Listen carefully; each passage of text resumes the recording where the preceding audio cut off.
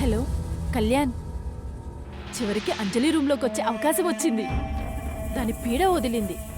ఇప్పుడే అమ్మ ఫోన్ చేసింది, ప్రెగ్నెన్సీ పోయింది. ఇక మనకి మంచి రోజులు వచ్చినట్టే కళ్యాణ్. ఓకే, మళ్ళీ కాల్ చేస్తానే, bye.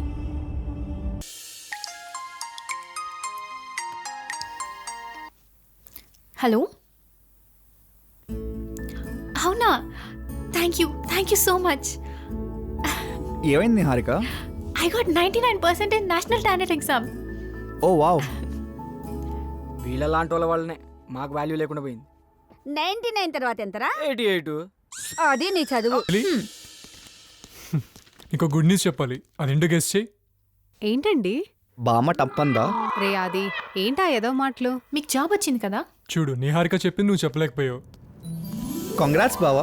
Thank you. Congratulation. Thank you. ఎంత మంచి మాట చెప్పారండి. నేను ఇప్పుడే గుడికెళ్ళి మొక్కు తీర్చుకుంటాను. అక్క, ఈ గేమ్ అయిపోయిన తర్వాత వెళ్ళొచ్చు కదా. దేవుడి కన్నా నాకేది ఇంపార్టెంట్ కాదురా. ఈవినింగ్ అయిపోతుంది అక్క, రేపు వెళ్ళొచ్చు కదా. లేదురా ఆది, ఇప్పుడే వెళ్ళాలి. జాగ్రత్త. అక్క జాగ్రత్త, ఇంకొకసారి ఆలోచించు. ఏ పర్లేదు, రేపు వెళ్ళమని చెప్తున్నాడు కదా. నేను పైకి వెళ్ళి రెడీ అయి వస్తాను, మీరు కూడా రెడీ అవ్వండి, గుడికి వెళ్దాం. సరే.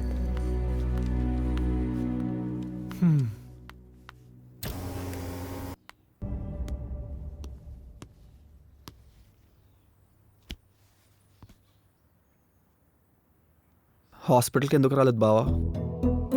మీ అక్కనలా బెడ్ మీద చూసి నేను తట్టుకోలేను అది, అందుకే హాస్పిటల్కి రాలేదు. నువ్వేం టెన్షన్ పడకు బావా, అక్కకేం కాదు. కానీ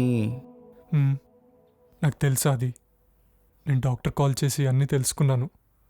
తనకు పుట్టపోయి పాప తన కడుపులోనే చనిపోయిందన్న విషయం తనకి ఎలా చెప్పాలో నాకు అర్థం కావట్లేదు అది. నువ్వేం టెన్షన్ పడకు బావా, అంతా బాగున్నాక వీలు చూసుకుని చెప్తాం. తనకు పుట్టబోయే బిడ్డ మీద చాలా ఆశలు పెట్టుకుంది. టేక్ కేర్ బావా.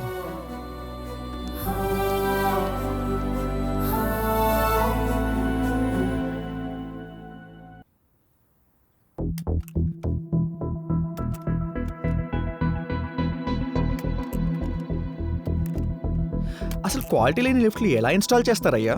సార్, మీరు తప్పుగా అర్థం చేసుకుంటున్నారు. లాస్ట్ వీకే కదా చెక్ చేసాం, అప్పుడు అంతా బాగానే ఉంది. కావాలంటే మా రిపోర్ట్ చెక్ చేసుకోండి.